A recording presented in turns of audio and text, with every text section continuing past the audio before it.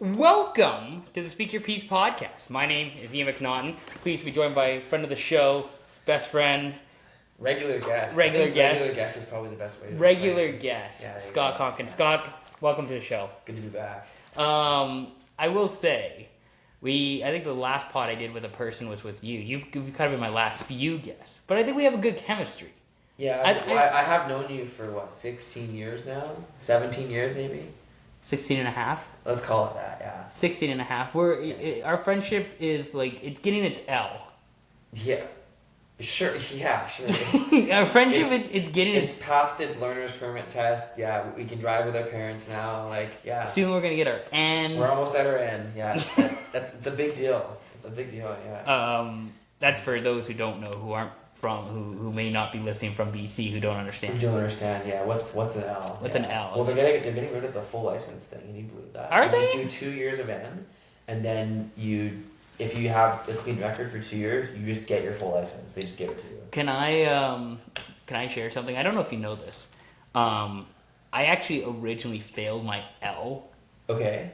But I had to redo my L test. Yeah. But I got my N test on the first try. Nice. I feel like I was the opposite. But I feel like everybody was the opposite. I'm not sure if we've told the story in the pod before. We should probably tell the story while we're here. Go for it.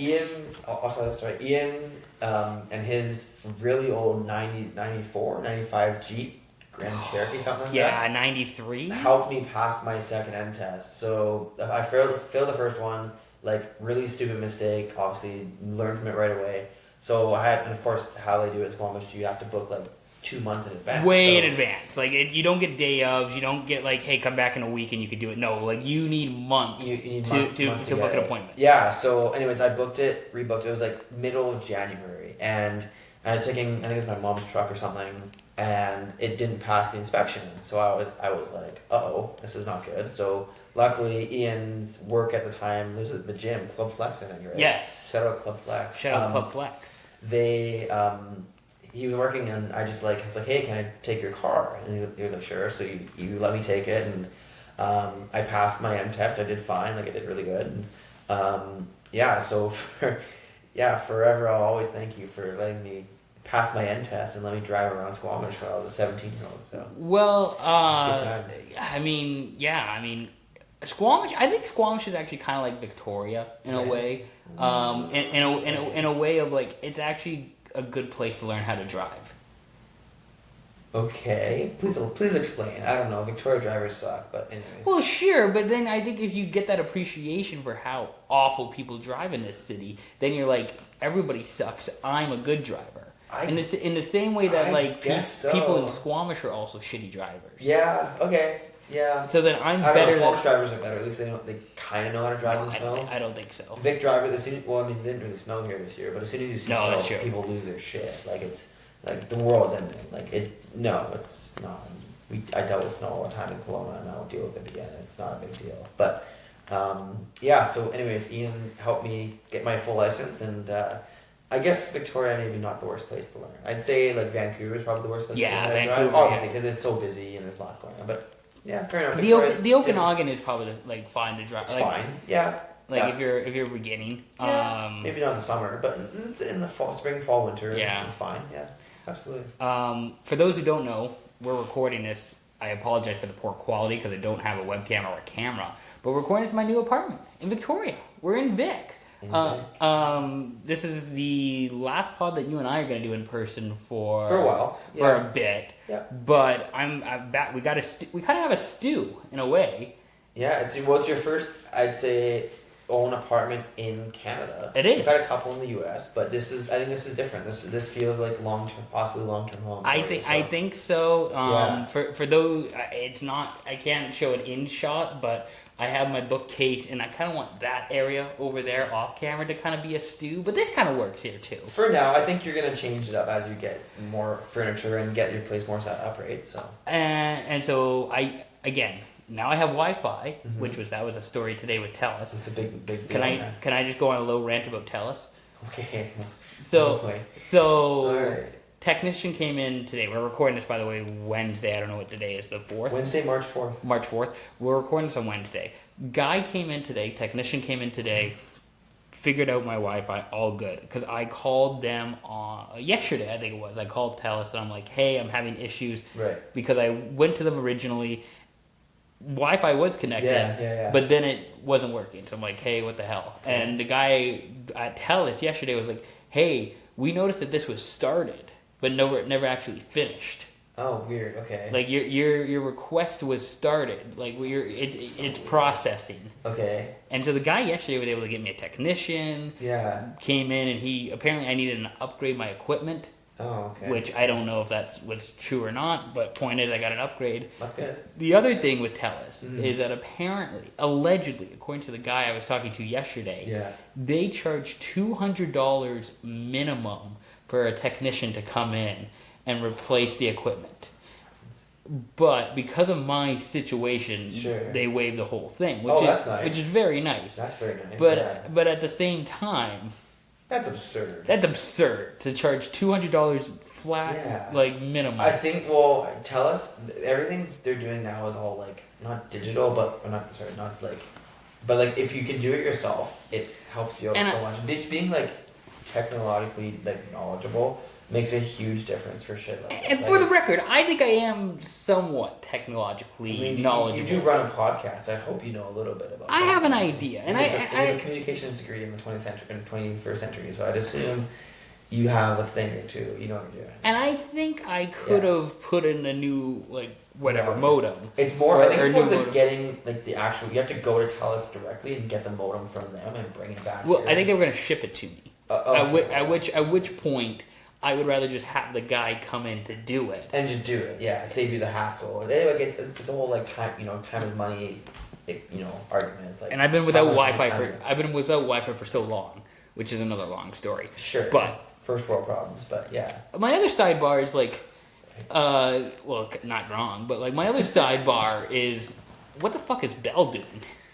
Do they just do phones now? Bell is out to lunch, man. I think they still do some TV, but like Rogers and Shaw are like one. They're like yes, yes. Yeah, I think that was a smart decision because now it's basically like TELUS versus Rogers and Shaw, and I think in Canada, like all you see are Rogers ads on TV. Like Shaw does well with their stuff, so. But like Bell, like I was trying to like see if they had any offers for Wi-Fi, and they're like, we don't do Wi-Fi in your area, and it's like, well, what do you? Oh, it might be like a local thing. Yeah, but like, what do you do if you're Bell? Like, what is Phones, TSN. But I was, I don't know. The last time I was living here, I was under the impression that like Bell and Rogers were like the two big dogs in Victoria. I think times change, man. That was it. Last time you lived here was 2018. But I was gonna say living in Canada. Oh sure, okay, fair enough. Yeah. I mean, Vancouver, Victoria, two different markets too, right? Okay, that's fair. Right? I was just thinking in terms of like you're a telecoms. Like I feel like in Squamish, like maybe this is just a personal bias. Like I'm a Kudo phone guy, which is part of TELUS, right? And I feel like TELUS was just like the way to go. And everyone in Squamish that I know has TELUS. No one ever went to Rogers. No one ever went to Bell. Like TELUS with Kudo was like that was where you went. I was with TELUS. Okay. And now I'm with Rogers. Back with Rogers. Okay. For my phone. Okay, switching it over. Okay. But it's like going from Bauer to CCM in hockey. Yeah, kind of. It's like it's kind of the same shit. It's just like it's just a preference. It's like what do you like? But then I'm of the mindset of like, hey, I thought Reebok made gear. What the hell happened to Reebok? Fair.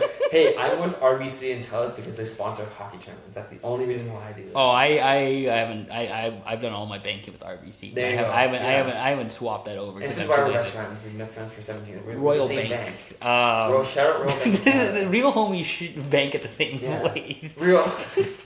But like.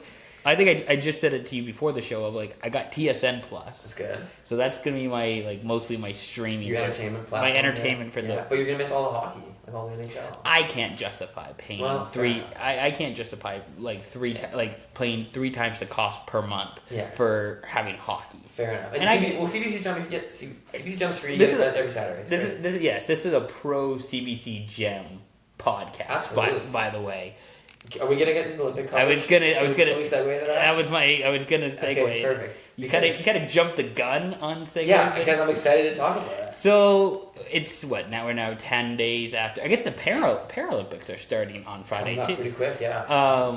We're 10 days after the Olympics. Canada obviously lost gold in men's hockey and women's hockey. Tough feeling. Hurts. Canada men's won gold in curling. They did win curling gold, yes. Beat Great Britain. Jacobs. I think this is actually a good time to talk about Olympic hockey in a way because it felt like for a lot of last week we obviously got like the gold medal game and we got the aftermath of all that with all the players and all the stuff of them going to the White House and all this whatever, stuff. Mm-hmm. Now it's 10 days later. Now we kind of have a fresh kind of lens on everything, and we can kind of go through some of it with like, okay, this is actually, we're not. It's not in the moment, kind of. We now have a bit of a time to come up and develop some of our thoughts with an objective lens, a little bit. A little bit, yeah. So let's talk about the game first. Okay. Did you think that was the best hockey game you ever saw? 2010 Olympic gold was a better quality. Oh, actually, hold on. Let me think about this. So I thought the Four Nations game, game was, and maybe I'm a little bit biased, but that was also really exceptional. Good. I think if the overtime in the 2026 game was a bit longer, not 3-on-3. 3-on-3. I'm gonna spit this. People are pissed about the 3-on-3. It's part of the rules. I think it was fine. I think it's fun, and I don't have an issue with the 3-on-3. Like it's still. People are like, it's not hockey. It's not the way it should be. It's not playoffs. This guy believes in the shift still. Everybody, he believes that the pitcher should hit. He doesn't believe in the DH. Yeah. Why not? You're pro DH. I want the pitchers to hit. I want Carlos Zambrano. I want pitchers to hit too. Okay. No. Pitchers hit dingers, man. Come on. Carlos Zambrano type beat. We'll say Madison Bumgarner. Yeah, he's kind of the go-to on that one. Didn't he have like 3 homers one year as a pitcher? It's absurd. Wasn't it?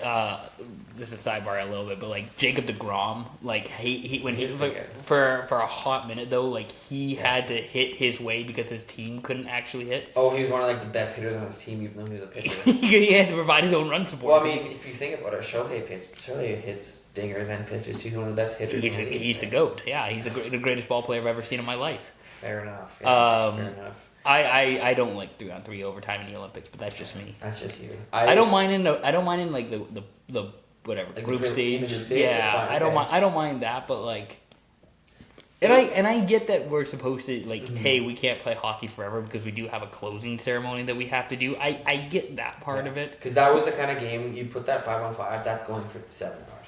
Yeah, it could go. Like the goalies were playing awesome. Again, even that shot. The shot by Jack Hughes, he found on the fucking shot. Yeah. Like, that was supposed to go, like, low, like, middle of the net. Mid-net, maybe glove side. It went 5-hole. Yeah. Jack you could just tell the way he shot the puck, like, way he was releasing the puck, it was not going low 5-hole. Like, there's a certain way you, like, move your stick to do that, and, like, it was, yeah. So, again, the goal, yes, hurts to see. I was fucking pissed. But, like, it was a good hockey. It was a great hockey game. Like I'd say top 10 hockey games of all time in terms of sheer quality. Yeah, absolutely in the top 10. Like without even a hesitation. Because I'm just thinking of like the best games that I've seen in my life of like this Olympic final, the 2026 Olympic final. Okay. The Four Nations final. It was a good game. Well, these are pretty recent, but sure. These are the best games I've seen. Oh, like, that you actually remember watching. That I remember watching. Yeah. I was gonna say the 2010 final. Yep, that was pretty good. Game 5, second round, Oilers Ducks, 2017. That was a great game. 3 overtimes, Corey Perry game winner, not a big deal. Yeah. I feel like we just gotta again. If you don't know, Scott's a Ducks fan, so I just like there's a bit of a drop off. There's a bit of a drop off. Sure, yeah, but you're talking about top game you've actually seen. Like I'd argue. Game 5, Sharks Canucks, game in third round. That was a pretty good game. Back and forth, went into overtime. Bieksa snapped in the game winner when no one else. We all kind of knew Vancouver was winning that series. I know, but it was still a good game. Can't discredit the game. There was a what was it? I'm just trying to think. We haven't really. I mean, some of those Battle of Alberta games. Those are in the second round, 2022. Those are good. Tampa, Florida's had a couple really good games this year. I'm gonna say entertaining. I'm gonna say Edmonton and Florida in Game 7.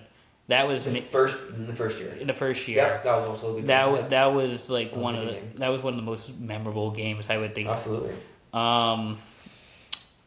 Let's talk about it, the Olympic game a little bit more. Sure. Connor Hellebuck beats the allegations. He sure does. Not that I necessarily believe the allegations were substantiated, before, but it's a team. It's a team sport, and it's one game, like you say. Jordan Binnington. He was not the issue. No, he was not. He was good. He was fine.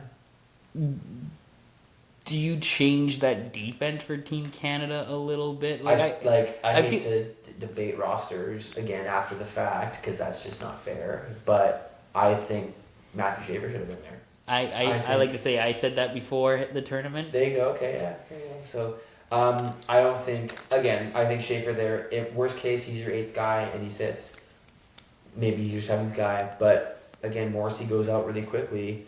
All you have in terms of what's called elite puck moving defenseman is Cale Makar. Yeah. And that's it. So you put Schaefer in there, and maybe he's not playing 20 minutes a night, but maybe he's playing 10 minutes a night. But again, we say that now, but then you look at what Celebrini did. People are like, oh, Celebrini shouldn't be there. Put Schaefer there. Put whoever, Wyatt Johnson there.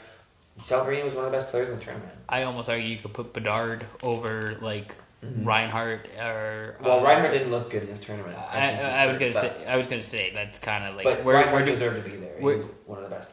Totally, and we're doing 20/20 vision, right? Exactly. It's not. The team composition wasn't why the Canadians lost the gold medal. I think that's part of it. Is that it's a weird thing with the Olympics of we're kind of doing both. I think you can have both conversations of hey, Canada was the better team. They just got objectively the better team. They just got goalied in one game. A little bit, yeah. But again, the shots. I think the final shots were 37-24. Oh, I think it was higher than that. I think it was 40. I think it was 40. Okay, there you go. So again, that's not really fair to say. Oh, Canada should do this. Canada should do that. They played the game to beat the U.S. and they just didn't do it. Yeah. A new hot goalie and a lucky shot to end it. And sometimes that's just hockey. That's just hockey. Even that the Matt Boldy goal, the early one, again, what are the odds that you're gonna walk through Cale Makar and Devon Toews, get 2 lucky bounces on the way, and beat Binnington forehand backhand? That doesn't happen ever. And you get that 1 lucky bounce, 2 lucky bounces. It doesn't. Toews swings at it 3 times and misses all 3 times. In any other game, Toews will knock that puck away at least once, and then it's just it's a nothing play, right? So. And then we don't talk about it. We don't think about it. We don't talk about it. Maybe it's a 1-0 game. Who knows, right? It's just one of those things, right? So, again, the game to bring back to his point about one of the best games ever played, absolutely is because it was so tight and there was zero space on the ice. It was exceptional, and just the hype around it, the atmosphere. I don't know where you watched the game, but I watched it at my mother's in Squamish. Yeah, we had a nice pancake breakfast during the first intermission. There you go. I was at Sticky Wicket. Nice. With a friend of the pod, Kieran McBride, and nice. Some other friends I was at a party with the night before, and it was a good time. Yeah, good time, good vibes in there. The energy was rocking in the Sticky. I had not been there before. So I think I've been once or twice, in the Strathcona Hotel. Yeah, good spot, really good spot actually. Definitely a fun atmosphere. Obviously, sucks to lose, but just the vibe in there, just the energy around it was awesome, and the game was awesome too. Can I? Sucks to lose. Can I say, I've been kind of workshopping or thinking about this. I'm almost happy they won, and this is segueing to the next thing I want to discuss. I'm almost happier that they won 4 nations, Canada, over the Olympics in a way. Okay. It's a weird thing. Tell us the players, but okay. I know, obviously, if you ask Nate McKinnon what would he rather win, he's gonna tell you he wants. Did you see him with that little stuff? That's really funny. That was the last thing he ever wanted. No, that too. But that's the last thing that stuff he ever saw. Yeah, getting his head ripped off as soon as it went off camera. How many stuffies were in the garbage when they released? 20 something. I'll take the over on 21 and a half. Yeah. But my point is that, and again, I'm segueing into this. of.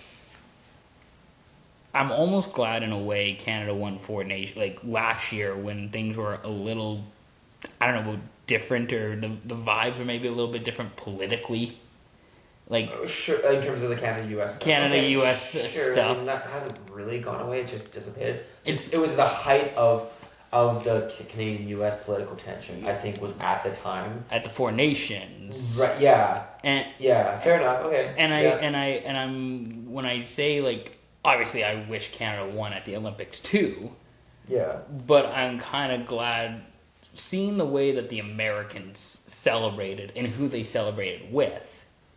Okay. Was a little like, okay, you guys are idiots. Like, you guys aren't meeting the allegations of hanging out with Kash Patel and bringing Kash Patel into the locker room. Sure, okay. Being, like, a little bit obnoxious and a little bit, like, arrogant with your celebration. Like, they're champions, so do whatever you want, obviously. But sure, but I think there's also, again, it's the, like... Celebrate with grace, but also we're also bitter Canadian fans. So what are we gonna say? Really, that's gonna like impact people, right? So I'm just saying, don't hang out with Kash Patel. Okay, fine. Well, do we want to talk about the Trump comments? Let's talk a little bit about that because I don't think they're necessarily right. Obviously, in terms of what? They're good. I don't think they're good comments, obviously. They're right? Terrible. So, but I understand like how hockey guys are, and I'm not trying to defend the hockey guys. Of hockey guys just kind of laughing in the moment. Well, my thinking like I'm not defend these guys like a little bit. Like I don't think they like maybe 2 or 3 of them probably actually heard what was said. If you ever been in like a room of 25, 30 people and try to listen to a FaceTime call, you can't hear a thing. Yeah. So like they probably didn't even hear what Trump said. And, like, Trump's comments are obviously objectively terrible. Yes. Like, that was not cool at all. And, like, they should be celebrating the women's team equally as the men's team because, again, Canada's had the U.S. women's number for, it hasn't been quite as dominant, but still. Like, this U.S. women's team this year was the best hockey team at the Olympics. By a country mile. Like, you probably take an all-star team with the 9 other or 11 other countries plus most of Canada's roster against the U.S. I still think the U.S. wins. Yeah. So the U.S. team was so good. But I guess what like, and I see where like I get where you're coming from too, and I just like my other thing is that none of this is surprising. No. Like the Trump comments are not surprising. The hockey guys hanging out with Trump is not surprising. Yeah, like of course he says something. It's like really, dude. Like he keeps digging himself a hole. Burying himself further and further in shit, and just he's not even trying to dig his way out. And the Kachuk brothers are like, hell yeah, brother, we'll drink to that because that's who they are. That's their brand. They're proud of their country. I'm sure if you sat them down one-on-one, they'd probably be like, yeah, that wasn't a good thing. Like we regret doing that. But like, I think they probably like are okay with it. You sure? Yeah. I don't know. They're good dudes. They would the Kachuk guys would rather support Trump over the women's hockey team. Is my take. I disagree. I disagree with that. I think that's my hot take. Maybe I don't know the guys personally, but that's I don't either. But that's my hot take. What do we really know? I'm just some guy with glasses. We should talk about the U.S. women's team. Some of those stud players, though. I just want to finalize on one thing. Sure. Okay. Austin Matthews saying that he doesn't want to make it political. Too late, buddy. You're so fucking dumb. Too late. You're such an idiot. Too late. He is playing in a Canadian city. No. Not only is he playing in a Canadian city, he's playing for one of, if not the biggest brand in Canada, and he's the captain of that team. Yeah, and he's like, hey, we're not trying to make a political man. It's like you muppet. How? It's too late. It's too late for that. So. I just like. Yeah. I'm not saying the Leafs should trade Austin Matthews for those comments. Matthews to Utah. But if you wanted to trade Austin Matthews right now, I don't think the Leafs fans are gonna be totally pissed. Would you do Matthews for Cooley and some prospects? I need 2 or 3 roster guys. I think if I'm the Leafs. So Logan Cooley, Simishev, and Sergachev. No, that's way too much. Can you get Sergachev if you're Who's the number 1 center? Matthews is an elite 1C, granted, but Cooley's a number 1 center. But if you can, Sergio's number 1D. You're not. You wouldn't do both. You would do one for Matthews, sure. First round picks, a top prospect, and Logan Cooley, and plus another roster. You know where Austin Matthews should go is Seattle. You know who? You know that's a Shane team. Wright?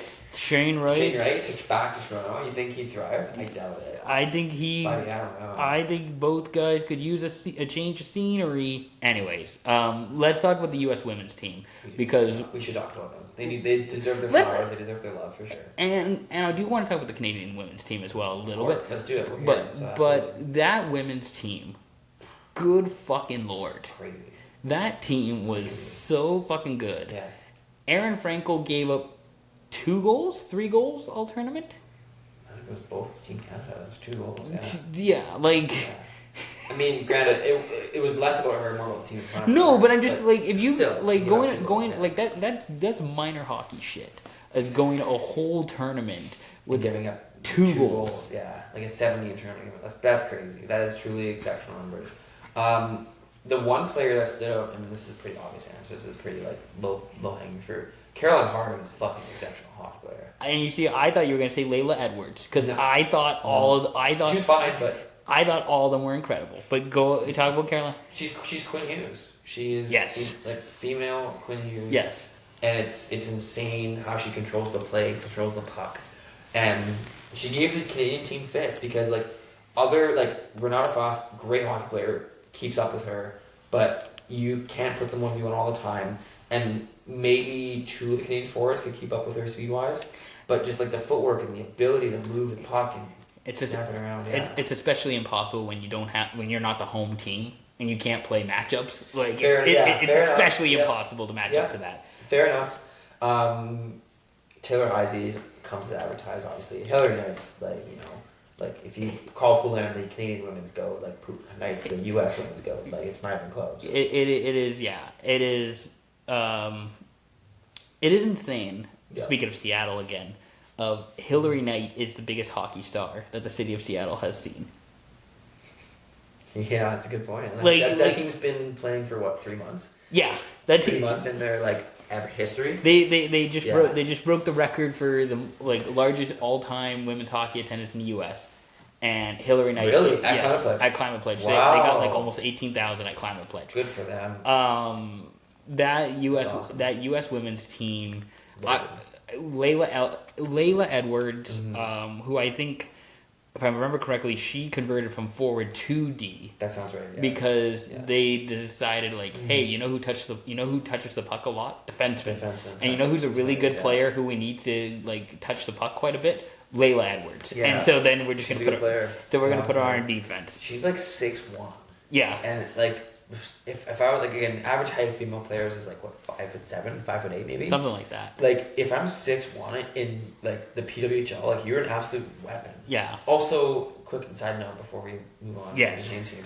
Shout out to Abby Murphy. Yeah. Did you? I'm not sure if you saw. This is the first time I heard of Abby Murphy. There was a clip. That goal. The flick it up, bat it down through the defender's legs, and pass it to her. It was ridiculous. That skill you see at the NHL level, not in NCAA. I mean, granted, NCAA Div 1's great hockey, but NCAA women's hockey. You're exceptional. But you're doing that in NCAA Div 1. Yeah, that shouldn't happen. That shouldn't even happen in U18 AAA. Yeah. You're just. And it happens in NCAA Div 1. You're just fucking around for you're just doing this for funsies. I've done that in minor hockey games in beer league. I've done that for sure, but in a competitive elite hockey game, forget it. That's insane. By the way, and I don't want to open this can of worms again. College hockey right now is awesome. It's legit. Women's hockey, men's hockey, NCAA hockey is back. It's so never really left, but it's back. It is in the midst of an it's so over, even though we don't know that it ever had that. They found an invincible we're so back. And all of these women are going to go play in the PWHL eventually. Yeah. Next year or 2 years, they're especially if the league expands. So they're talking about that too. They're talking about putting 4 more teams in, which awesome. I would like to see. I'm glad they expanded to Seattle and Vancouver because I think that was obvious. That was pretty obvious. Not necessarily. Like, I think Vancouver. Are you kidding? Yeah, it's Vancouver's far. Like, compared to previously, like, the closest or the furthest west team was Minnesota. Yeah, that's what happened in the '60s in the Olympics, like the NHL too. But it's not as fast as like. Listen, if it was up to me, I think for PWHL expansion, they go to like Detroit, Chicago, and then Edmonton, Calgary. Especially when Calgary gets the new rink, I think the PWHL in that market makes a ton of sense. Edmonton, Calgary. What the other two said? Detroit, Chicago. Okay. So you have your Western Conference, Eastern Conference. Kinda, yeah. I mean, you're also missing out on LA. That'll come with time. But that's what I mean. Like, I think there's progress to be made. Yep, I agree. So then if you have those 4 teams, you have 12 in the league. So then you do your Western Conference of Vancouver, Seattle, Edmonton, Calgary, Minnesota, Chicago. Yeah. And then you go to your Eastern Conference: Detroit, Toronto, Montreal, Ottawa, New York, Boston. Yeah. That's fine. I'm happy with that. Run that for a couple of years, like build up the hype around it, and then maybe look at making it a 16-team league down the road. But I like that. Yeah, that's a good setup actually. So as long as the cities and markets can make it work. Well, and that's my only thing. Like, my only asterisk. Well, Chicago's kind of a weird one because it's not a matter of if there's a venue. It's kind of which one. Like, it's kind of a matter of like which one do they want to go play at. I don't think it'd be United Center. I don't think so either. At which case, what's the secondary? Like, are they gonna go? Are they gonna go play in the Burbs? Are they gonna go play at the new like USHL rink that Chicago is working on? Chicago Steel, yeah. So, let's talk about the Canadian women's team for a hot minute. We can do that. They, I think, were missing some youth. I was gonna say full of talent, but still missing youth. Like, one thing I think these Olympics taught me, and I don't know that you can apply this to the next Olympics because, like, the ice surface is probably gonna go back to being an international surface. Well, it's in France, so probably would be. So, the biggest takeaway I found was like, you can never have enough speed. No, never. And I think that was the big thing that Canada was lacking. Was just that speed and that acceleration and that energy, that energy burst, that right trigger energy burst. You know what I mean? Yes. Another one. Yeah. That is what I think Canada was missing the most at this tournament. Yeah. I can't say that that's going to come in the future, but I also don't know. There'll be spurts of it, and I think. Well, I know some of Canada's like big upcoming players. There was a few that made their development camp but didn't make the team. So I don't know. Maybe I missed something, but I don't know why the fuck Danielle Serdachny wasn't on the team, because she was like a huge part of the 2022 team, and she didn't even make 2026. Maybe she was hurt. I don't know that for sure. Yeah. I can't believe she wasn't on the roster. She would have been like top 6 forward, maybe top 9 forward, but still, the other two that shocked me.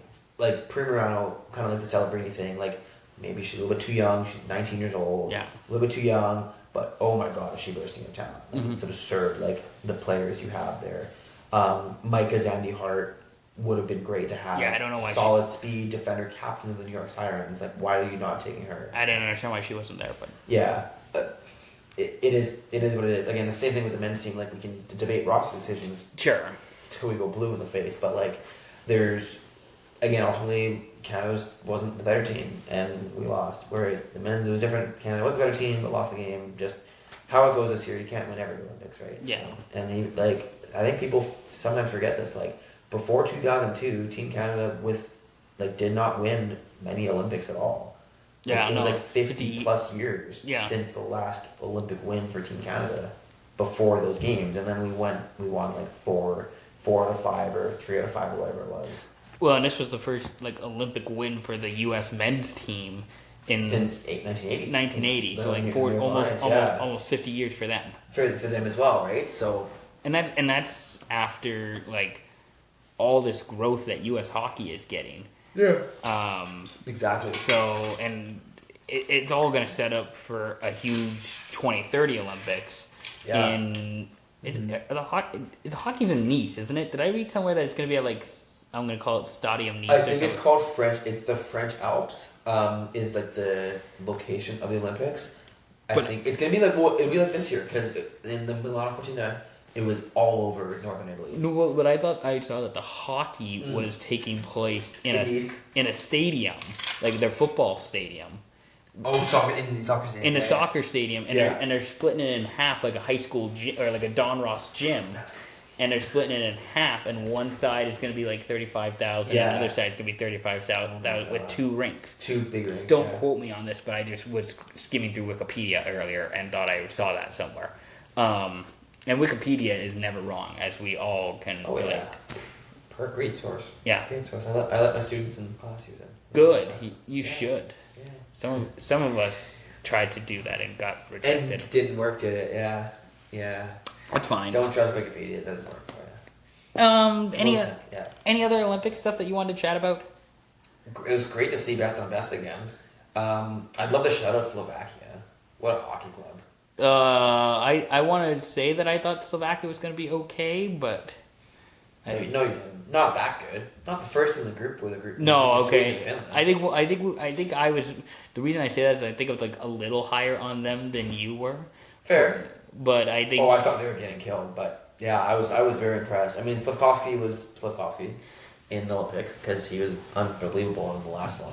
There's just something about when you put on your country's jersey. Yeah, Draisaitl was great for Germany. I kind of like watching Team Germany was my dark horse team. They were good.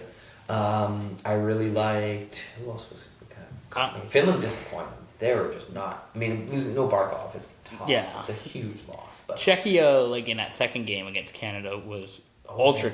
They gave it to them. Yeah, they gave Canada everything they could handle. The Czech team again, not to bring my Ducks back in, but Lucas Dostal was really good. I was going to mention your guy Martin Hs. Oh, buddy.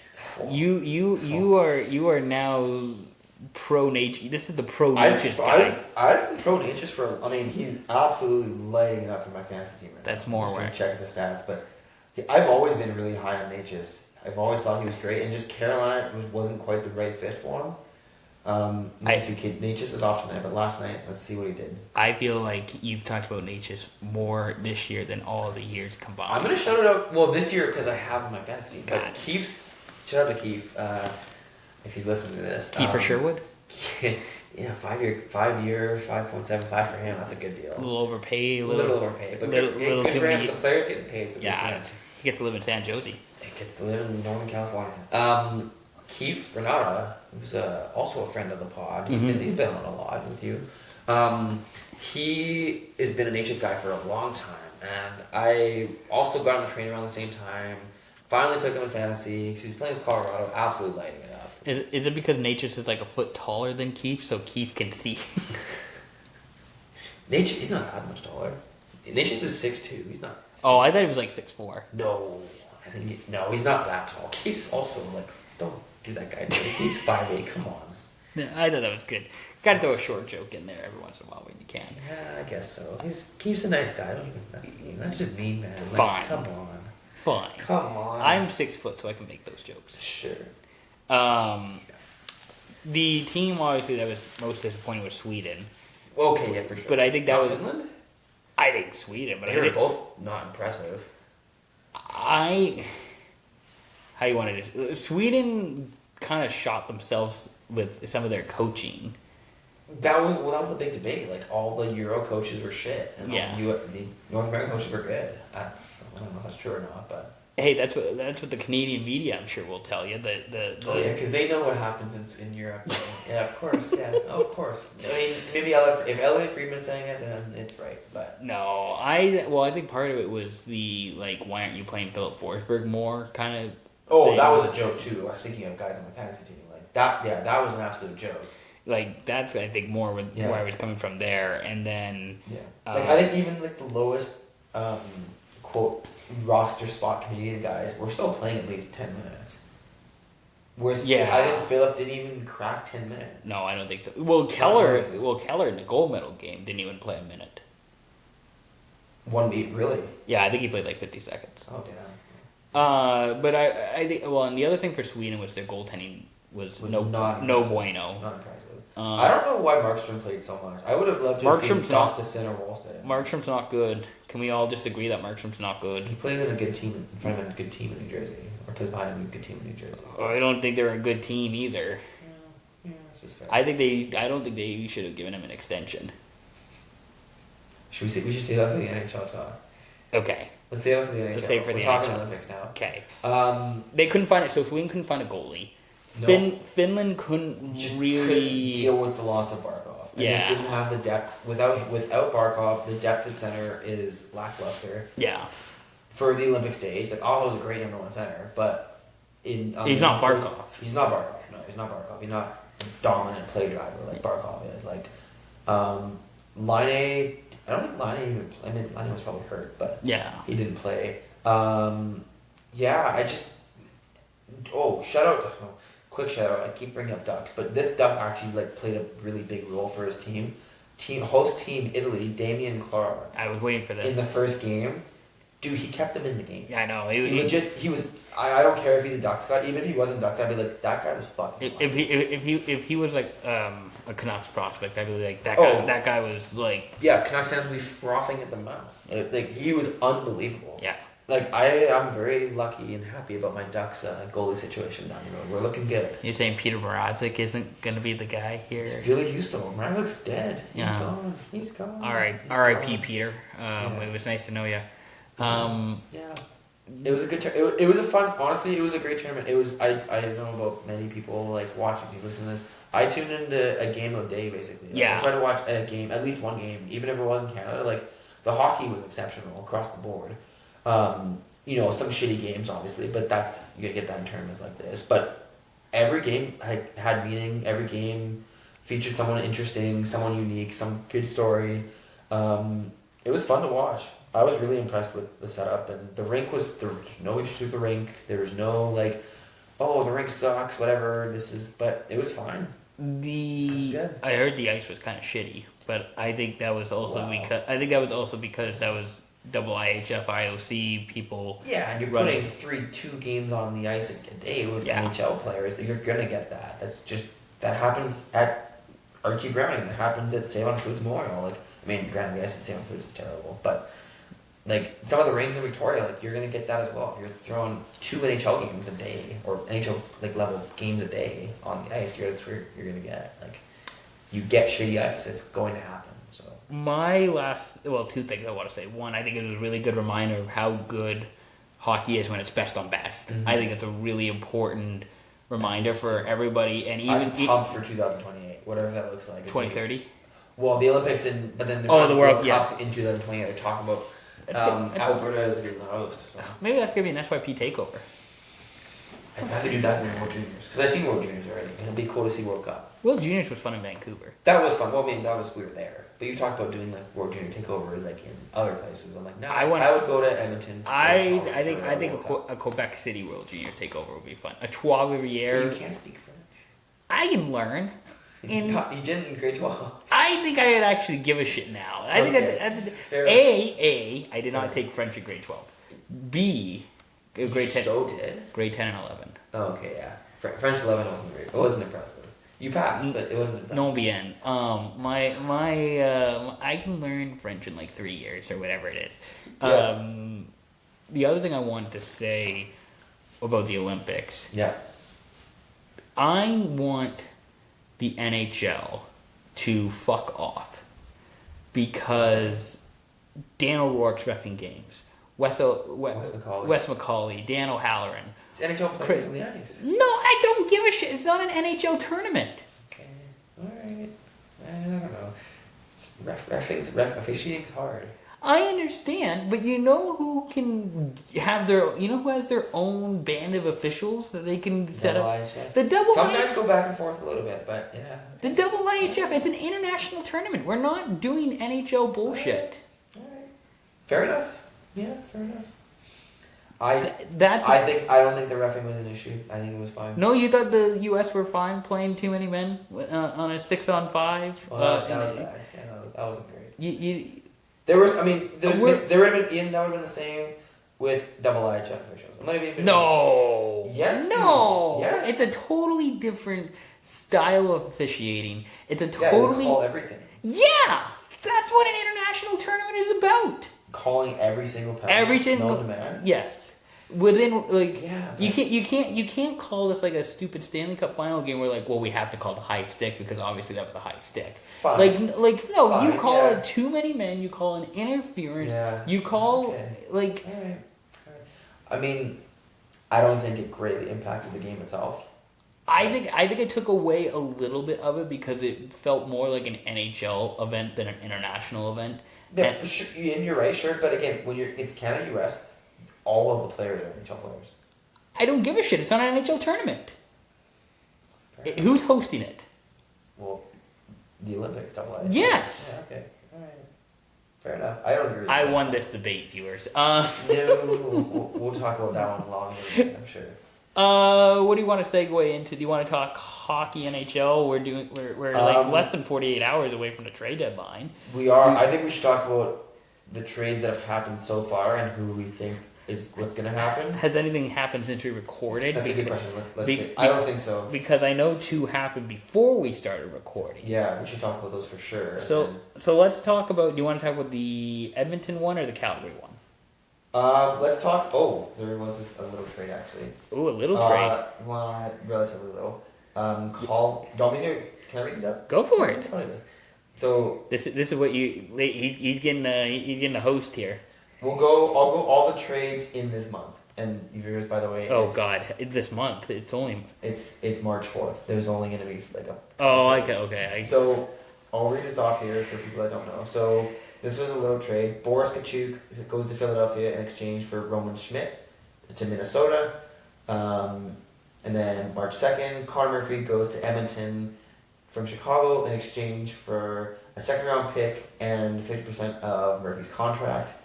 Then Michael McCarron gets shipped to Minnesota from Nashville in exchange for a second-round pick. A lot of seconds.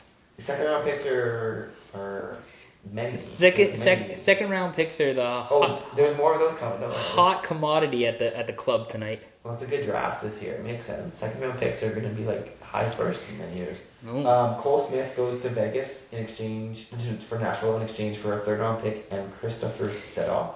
That is one of the trades all time. Legendary. This will be notable for Canucks fans and this viewership. Tyler Myers gets shipped to Dallas in exchange for a second-round pick, a fourth-round pick, and the Canucks retain 50% of Myers' contract, which is, I think, $1.5 million.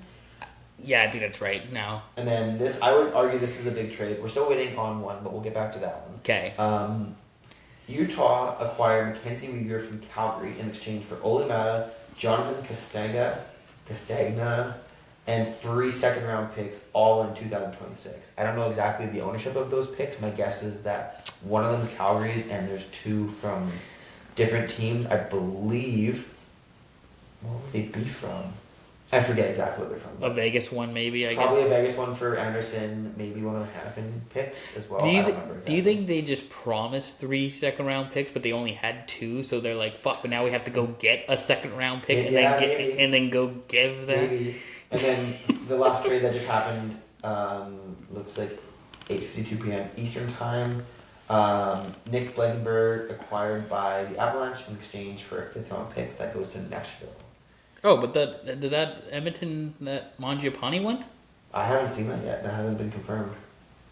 I'm on Sportsnet. It's a legit site, a legitimate site. So, the Edmonton, I swear that was official. Oh, the Mangiapane trade? Yes. Mangiapane in a first for. Let's find out. Let's see. Let's get some up-to-date news here. We're still confirmed. It's not official. It's not official. Okay. They're acquiring them, but it hasn't gone through the NHL. It's near a trade, so it hasn't officially been confirmed yet. So it's like Parayko. The Parayko one is done pending Parayko's waiving of his no-move clause. How long does he have on that? Can he wait till like Friday, I guess? In theory, yeah. I think usually teams will set like a decision. They'll give you like a time frame. We need to know by this time because they'll have to make decisions on other players, especially if Buffalo is looking for another player elsewhere a D, and then they'll use those assets for that player. And now they can't trade for Tyler Myers. Bring back Tyler Myers to Buffalo. Yeah, well, how about the Central Division loading up on defensemen? Holy shit. Well, I think Dallas kind of needed another right shot. They did, yeah. That shows up their D-core. I think they're going to be set for playoffs. Mammoth is absurd. Do you want to go from recent to? Yeah, and we could talk about other teams and what we think. Sure. Let's do that. So Uyghur. Yep. Goes to Utah. Yep. Which, from a Calgary perspective, makes sense because they're trying to offload all their guys. Yep. Utah. I guess they think there's something. There's something there with Utah. As terms of their playoff team? Well, I know they're the first wildcard spot. Yeah, and they think they can actually push Colorado or Minnesota or Dallas. Stranger things happen. Look at what Seattle did to the Cup champs in 2023. That's a good point. Right? It's a 7-game series. Like, in theory, the best team should win, but you get goalie, someone gets hot, someone gets hurt. You never know, right? So who are Utah's goalies again? Is it Vanacek? Karl Vejmelka and Vanacek? Yeah, it's Vanacek. Yeah, very good. Yeah, Vejmelka's their number one guy, I believe, and he's been good. Like, he's had a good year. Like, that Central is fucking loaded. It's very top heavy, but then you're like, Nashville's okay. Like, Chicago's terrible. Nashville, I think, should trade. St. Louis is terrible. Nashville should sell, I think, instead of add. Really? Yeah. You think they'd push for the second wildcard spot?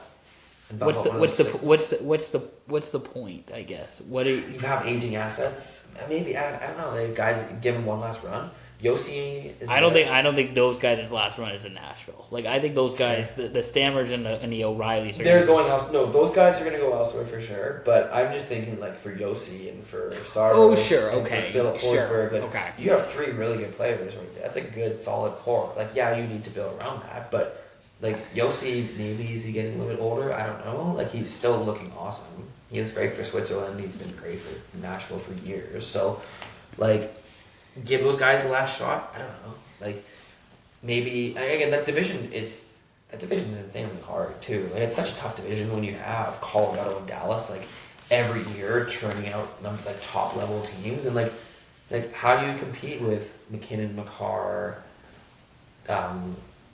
Natchez? How do you compete with Rantanen, Johnston, Heiskanen, Robertson? Like, how do you compete with Quinn Hughes, Kaprizov, Boldy, like Faber, like, and 2 Sweden elite goalies? Like, it's a tough division to win in. Tough to be even mediocre, like, to be in the middle. So Utah, I don't know what Uyghur's contract is. I'm not sure. But Utah at least thinks that there's something. That there's something there with Utah. It'd be their first playoff team, which would be exciting.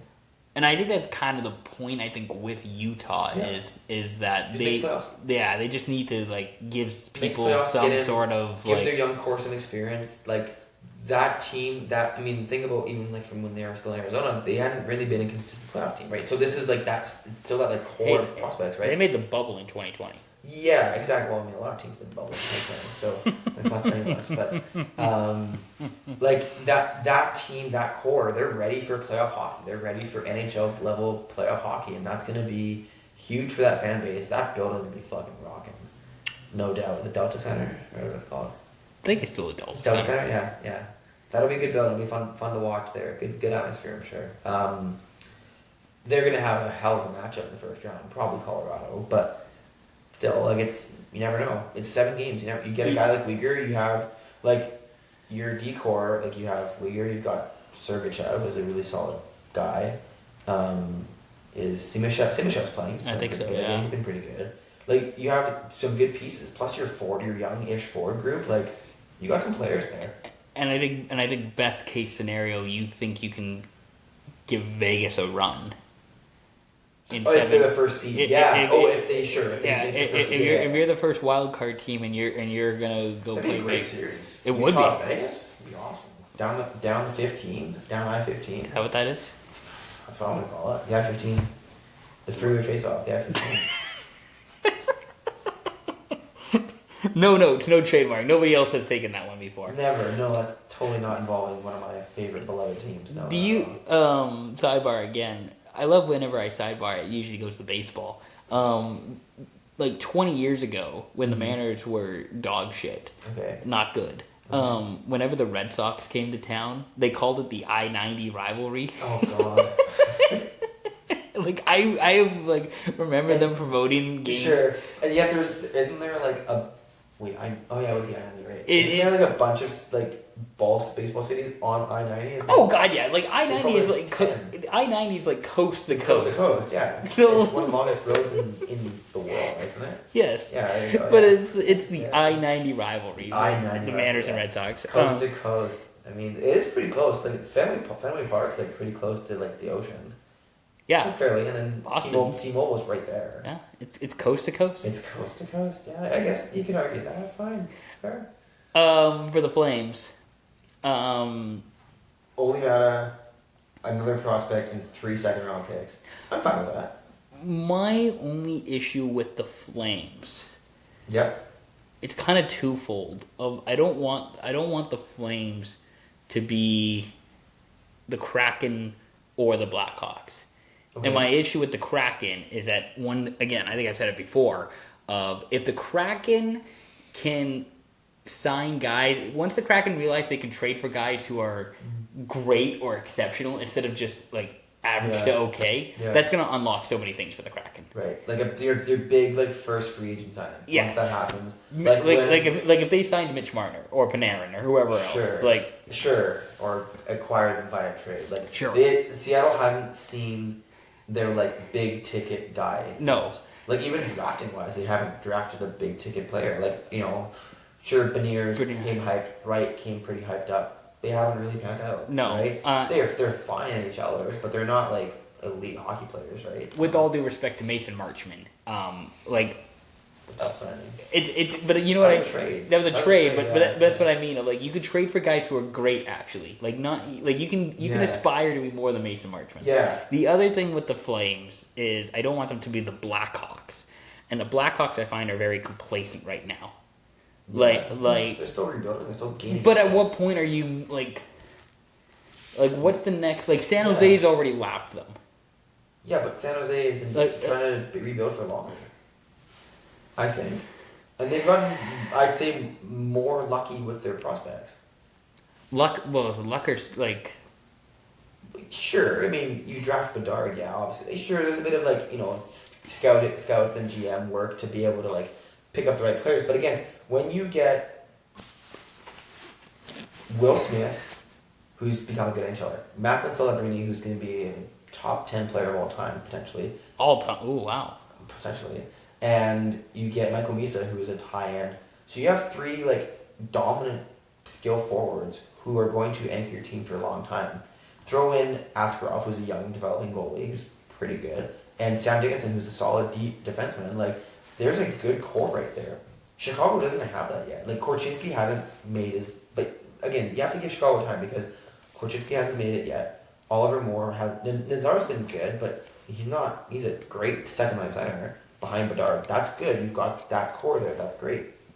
Now you just have to get Spencer Knight's fine. He's fine. He's not exceptional, but he's fine. Knight and Soderblom are solid. They're solid. Yeah, they'll be fine. Down the road once the teams kind of develop more and got more out of their players, right? It takes time. Man. This can all change with the Flames if they get McKenna or Stenberg or one. Oh, absolutely. This can all change. It's just right. It's just right this moment. Yeah. If your core guys are.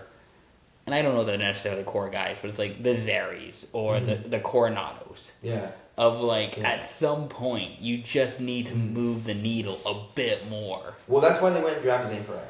And you get a guy like Parekh, that's, okay, this is the start of a rebuild. You get a guy like that who is going to put fans in seats in their new Scotia Barn, whatever the fuck they're going to call it. Scotia Place? That's the one, thank you, Scotia Place. I like Scotia Barn because Scotia Barn, that's the old Burnaby 8 rings, or that's what is now called. It was called Burnaby rings, whatever. So. No, I like Scotia Barn because that fits Cowtown quite a bit. It's just a barn. They need to paint it red. They need to actually design it like a barn. Yeah. And call it the Scotia Barn. I'm sure the people at Scotiabank would hate it. They would hate it. But I think it would work. It'd be fine. So that's my only issue. I think this is a win for the Flames because they get Mata, who can. They get a lot of assets out of it. It'll be good. Yeah. Mata will be serviceable for at least I don't know what his contract is, but at least least was gone anyway. I think you get a pretty good return for a guy that wanted to move anyway. Yeah. So I think you're doing pretty good. And like what you got for Anderson as well. Like you have the Flames are good. You know they're in rebuild mode, but that's fine. Like that's gonna happen, right? So speaking of rebuild mode.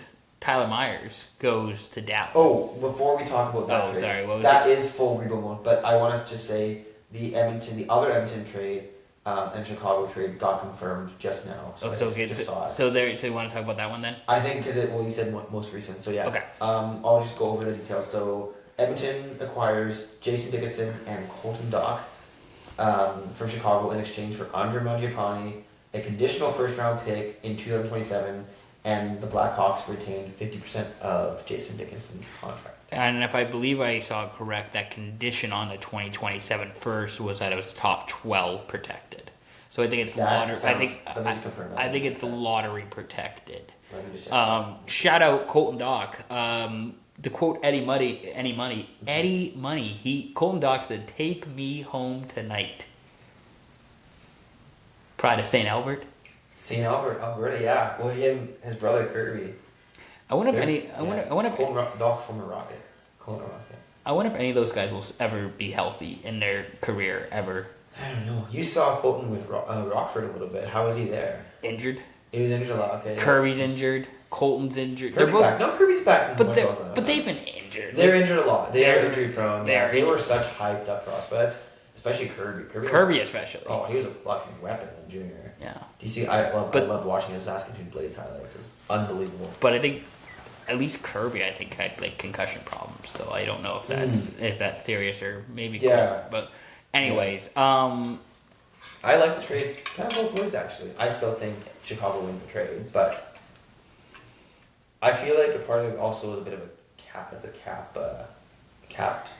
situation where Edmonton's going to go acquire someone else too. Probably. Well, Edmonton should go get a goalie, a legitimate goalie, but that's a different conversation.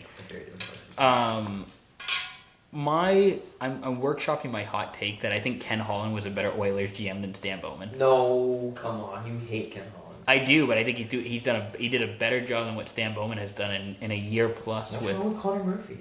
I think Connor Murphy's fine. That was but Connor Murphy is one of how many moves of like the Jari trade sucks. This trade is a cap dump essentially because you're getting rid of Mangiapane. You're getting more or less, yeah. You had to get rid of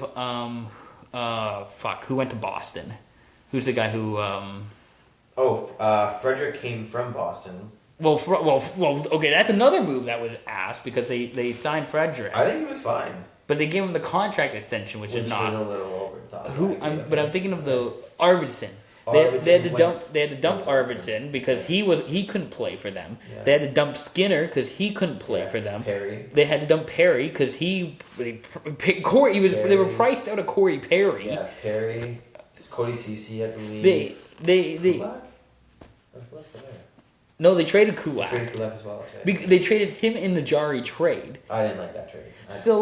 The Kulak was tough. That was a tough one as well. So the Stan Bowman of it all is like, I think this guy stinks. I think this guy is not good. Yeah. The Oilers are so pressed against the cap though. Like they have to like do this like little finicky shit. Yes. You can't just go and get a big player, a big time goalie because they're not that cool. Maybe Wallstead, sure. Like, but again, to get Wallstead, you have to give up draft capital and prospects, which the Oilers have nothing. Isaac Howard's your best prospect. I'm gonna be honest. I would trade Bouchard because I fucking but it's a $10 million contract.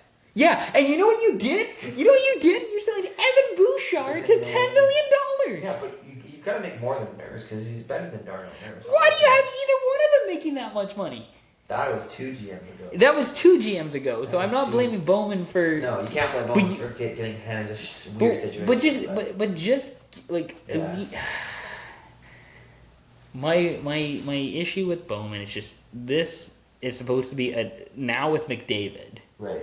This is now supposed to be a time of you're not just building a contender. Mm-hmm. You are going above it. You're supposed to be Colorado right now.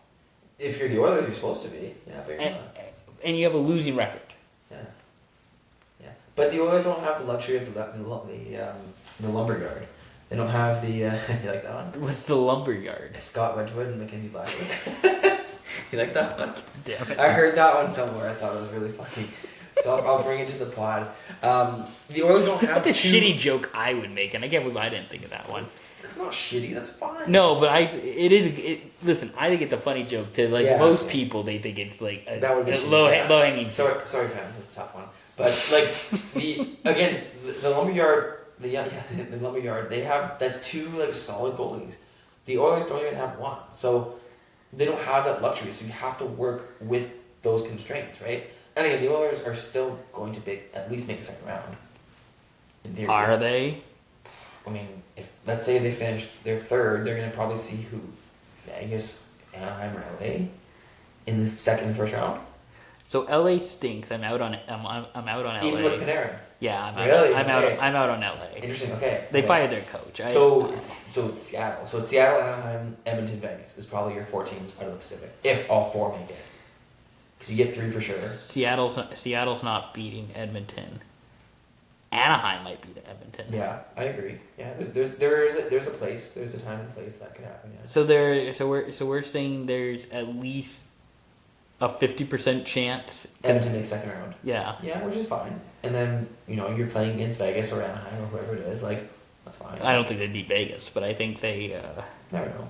Again, it's a 1-game series, and again, the goalie situation there is fairly even, and goalies are important in playoffs, right? Why don't you just trade Jari and shit for Binnington?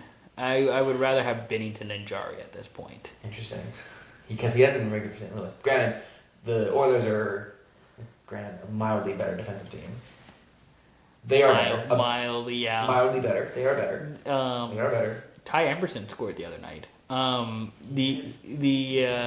would have loved to have seen this quick sidebar, but this guy is actually sidebar, but sort of segue. Yeah. This guy is probably on the move. I would have loved to have seen him in an Oilers jersey because he is from the area. He's from St. Albert. Mr. Colton Parayko would have been awesome in an Oilers jersey.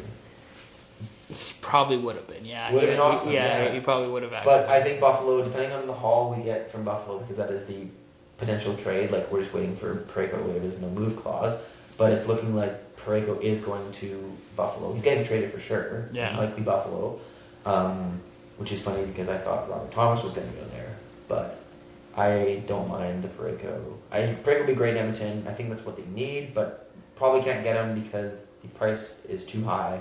So he goes to Buffalo, and a team that will probably make playoffs as well as Buffalo. Yeah, that. I guess we'll say both teams got what they wanted in this Dickinson. Edmonton, Chicago. Yeah, that second Edmonton Chicago trade. Yeah, a little bit of cap space for the Oilers. I don't mind Colton Dog might turn out really good. Who knows? Maybe he's a top 6 forward, and we're sitting here laughing in 10 years. Yeah, maybe. I don't think so. He's from Edmonton, so yeah. Hey, shout out St. Albert. St. Albert. You ever been to St. Albert? I have actually. I have not. It's not bad. It's not great, but it's not bad. It's okay. It's not. There's worse places in Alberta to go. You're not in Cold Lake, or you're not in Peace River. It's pretty nasty. Mm. Yeah. I would imagine. Scott hates Peace River, by the way. So just letting everybody. If there's a listener from Peace River, get bent. Do you want to discuss the Connor Murphy of it then a little bit? Because I think Connor Murphy is very fine. That's pretty cut and dry. It's fine. That's a good trade. I think Oilers. That's a good trade for the Oilers. I think because my guess, this is my guess here, thinking of this now. My guess is that the Oilers lost in the Parayko sweepstakes, so they went with Murphy instead, who's a perfectly fine top 4. He is adequate. He will do the job. He's a good penalty killer. He's big. He's physical. He'll be fine. Shout out Kyle Davidson for acquiring assets that he's not going to make. We should talk about the Canucks trade with Tyler Myers. Let's talk about Tyler Myers then. Yeah. Myers goes back to his home state. He goes to Dallas. Yeah. One of the biggest things in Texas, because Texas is huge. Texas is huge. And Tyler Myers is huge. Don't mess with Texas. Don't mess with Tyler Myers either. Don't mess with Tyler. Don't mess with Tyler Myers, yes. The Stars are... The St. was kind of weird, I will say, because the Stars were kind of and then they kind of figured it out, I think, a little bit. Yeah. Colorado was obviously and now they're kind of, I don't want to say... When a team starts the first 50 games with 2 losses in regulation, that's going to happen. I understand. It's just, okay, we're having a different conversation of, like, is Colorado the best regular season team of all time, to now, like, okay, they're going to just be a President's Trophy win. And we can just... Fair enough, yeah. And then there's Minnesota who, Yeah. Minnesota I'm not going to say should or will do anything, but Minnesota's obviously competitive. They're going to be very competitive, and I think whatever it's that Central Division 2 versus 3 seed matchup is in the playoff, it's going to be absurd. It's going to be a street fight. What a series! Like, what an absolute series, dude! Like, that'll be unbelievable hockey, whatever that looks like. A street fight is what that will look like. Yes, if it doesn't go 7 games, I'll be shocked. Unless someone goalies someone, but I think the Stars. We kind of know who the Stars are. Yep. Like I think they're that close. They're that close, and they've lost in the Western Conference Finals in the last a bunch of years. 2 years. 3. So they lost to Vegas in 2023. So they've lost in the Western Conference Finals. Like you say, they're that close. They're that close, yeah. Like, it's Dallas or Colorado. My thinking right now is coming out of that division, whatever that looks like. Yeah. Going to be third round playoff against whoever wins Pacific, whatever that looks like. I don't know if I was Central Division. I'd almost rather be the first wild card, so you have to deal with the Pacific Division. Yeah, probably. Like, if you're Utah or if you're Minnesota, you're going that way. You're going the other way, right? Yeah. So you're almost like, maybe it's not bad to like lose a couple games in here. Again, I would never play or coach like that, but it's not the worst thing in the world if you're. Yeah, you play to win, but if you happen to not win as many and you're the 4th seed, if you're the first wildcard seed, you're playing against Vegas in the first round as opposed to Colorado, I'd rather deal with Vegas than Colorado. Unless Vegas is a good team, but the Vancouver of it all. Sure. They have to blow everything up. Everything. Move the team. Yeah. I think Pedersen should go. I think that he's long overstayed his due. He's got to go. Yeah. Garland, that sucks, but I think he's got to go. I wouldn't mind seeing. Besser should go to Minnesota. Besser should. Can they afford him? I don't think they can make it work. They'll make it work. I guess so. It's Minnesota. Besser could go. I'd like to see. Now that Myers is gone, Marcus Pedersen, maybe. He's a nice everybody asset. Should be available. Everyone over 25 should be available. I'm gonna one up him and say everybody on the Canucks should be available. No. Thatcher, you can. Well, Thatcher's hurt. No team's gonna take a guy. Somebody will take a flyer on him. I guess. Thatcher can go. Yep. Lankinen can go. Okay. The only guy I maybe am like holding on hope for is like Boehm. Boehm because you just got him. Well, yeah, that is like obviously, that's the one guy who I'm like. You're not trading Boehm. No, that's your next possible top 2. That's who you're built. That's your next number 1. That's who the next coach and the next GM are building around. One of the guys, yeah. Well, you gotta go draft someone. You gotta go draft someone big. Whether let's say Canucks if they get first overall, we should have that conversation at some point tonight as well about who the Canucks take. They're gonna call, instead of Granville Street, they're gonna call it Gavin Street. Gavin Street, yeah. McKenna Boulevard. They're gonna change it from Pacific Boulevard to McKenna Boulevard. I think let's talk about that when the time comes. Maybe after draft lottery or like leading up to the draft. Who they take. I'm okay with any of. There's 5 players in that top. I would take any of the 5. I actually kind of wanted. They kind of thought they could take Veerhoff, but that's totally Veerhoff is going to be fucking unbelievable. That's a different story. I'm calling it right now. He's going to be so good. That is a different story. It is, yes. I think if you're the Canucks, if you're the NHL, you tell Aquilini to go eat rocks and eat dirt and fuck off, and you can't own this. They Dan Snyder him and they tell him to go leave because this. It's a strong word coming from a BC resident. That's fine because I think this team has been dog shit. Well, obviously. I think this team has been dog shit, and I think it starts at the very top. Yep, agreed. I mean, I think he treats his players pretty well, but just to the public media and the reception isn't great. They don't have a practice rink also. That's another side. Sure. Yeah, that's not a great look either. Yeah, I don't know why that hasn't happened. Like in a hockey city like Vancouver, you imagine like the minor hockey impact of having a Canucks practice rink would do. Like the amount of money, like the amount of like ice time they could get for kids would be incredible. He's also in real estate. Like, it's not like Aquilini doesn't have real estate connections. But there's no space in Vancouver to build it. They can find. They should just do that and put the, you know what, put it in Squamish. Put the new Canucks practice, replace Brennan Park with a Canucks practice facility. And Craft Hockeyville would be insane. Yeah. Like, get the Craft Hockeyville sponsorship, get, Canucks funding.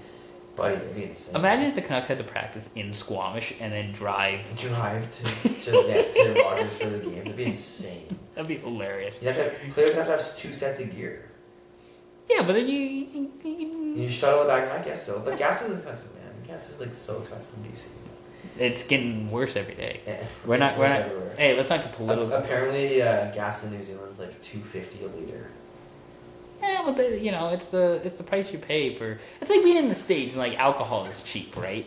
And it's like alcohol's cheap, but like here alcohol is expensive, but here you have like gun regulations and free healthcare Yeah. So like this is it's like pick your poison. Yeah. I guess so, the Canucks are ass. We'll just end it there. Canucks are Myers dog trade shit. is the first of I think many dominoes to fall. I think there'll be at least 3 or 4 major trades involving the Canucks. Maybe 2 for sure. 2 more major trades coming up. Maybe more. Pettersson's gotta go. Hartson has to go. I don't want Pettersson going to Detroit, even though that's been kind of rumored. Okay. So where's he going?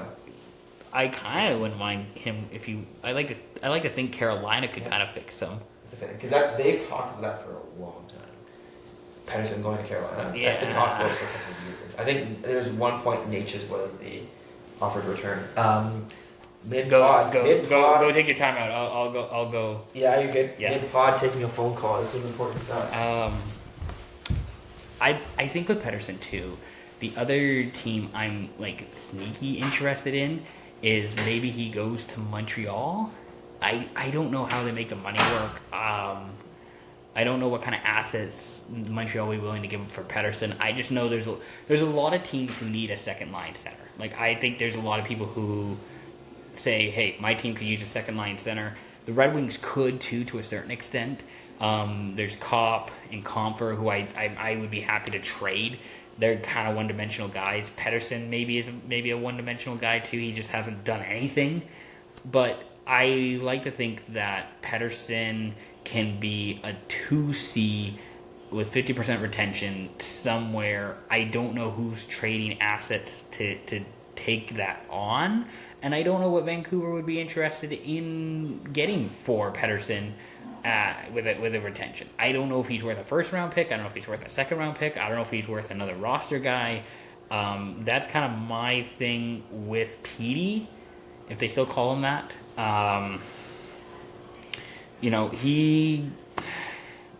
He could go anywhere in a way. Like, he could go to Chicago. I think he'd be a really fun fit in Chicago. I think he'd be a fun fit in Montreal. I think there's more teams not interested in getting him than who should be interested in getting him. So that's kind of my thing. And with Scott's out of the pod for the moment, I'm going to do a bit of Ducks chat here. I think the Ducks are kind of sneaky good. I don't think they're great. I don't think they're winning the cup. I think they should add at the deadline. I think a Vinny Trocheck kind of makes sense for them. Again, don't tell him I said this. I wonder if they also add D too. Like, I don't think there's a great crop of D available at the deadline, but I think they could be going after somebody. But we'll see.